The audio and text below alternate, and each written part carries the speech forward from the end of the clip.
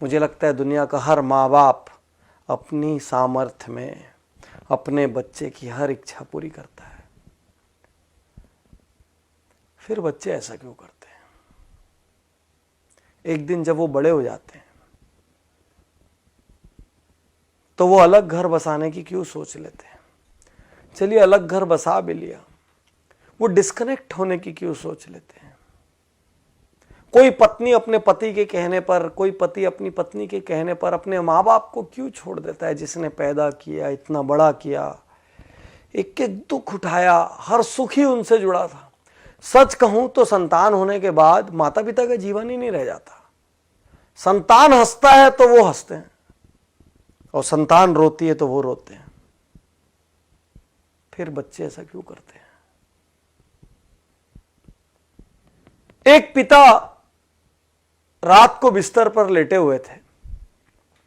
उनका युवा बेटा जो कि कहीं नई नई जॉब पर लगा था, वो अपने टेबल पर काम कर रहा था।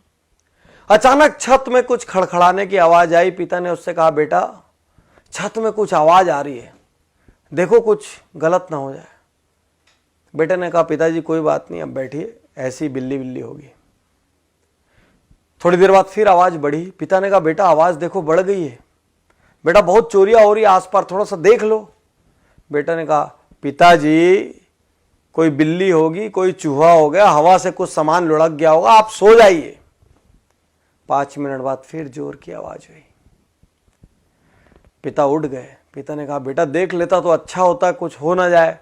और बच्चा जोर से भड़क के कहता है, आपको तो नींद आती नहीं है, आपको क्या है, दिन भर आप सोते रहते हो, आपको कोई काम है नहीं, मुझे तो काम करने दो, अरे जो होगा मैं देख लूंगा, आप चुपचाप सोने क्यों नहीं जाते, इतना परेशान क्यों कर रहे हो?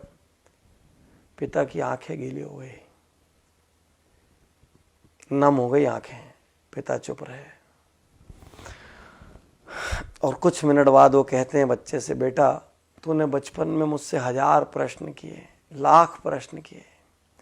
आसमान नीला क्यों होता है, बारिश कैसे होती है, सूरज कैसे उगता है, चंदा मामा में कौन रहता है, गाड़ी कैसे चलती है, पतंग कैसे उड़ती है।